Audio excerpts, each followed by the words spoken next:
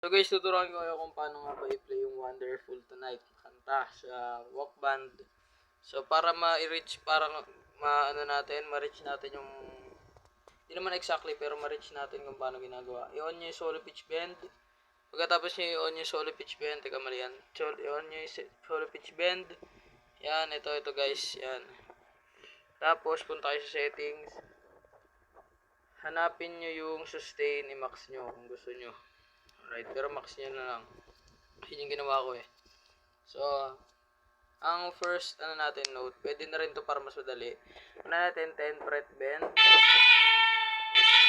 fret bend. Tapos 8 fret. Hindi nyo siya i-bend. Tapos balik kayo ng 10 na hindi nyo binend. So, ganito. 10 fret bend. 8 fret. 10 fret. Okay. So, ganon. 10 fret bend. 8, 10.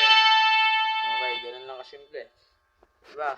Pagkatapos ito, sunod na naman natin 10 fret bend, tapos 8 fret, tapos 9 fret.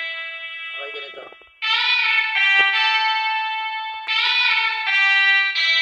So, yung parang tenen, ten, ten, tenenen, hindi. Tapos pagkatapos yun, 10 fret bend, 8 fret, balik ganito yun. Okay, tama.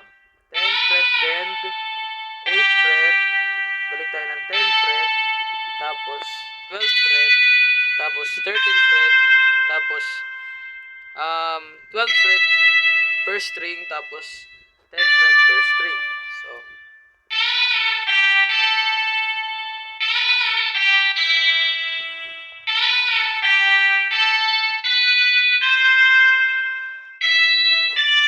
ganun guys. Ayun lang. I hope you enjoy. Bye.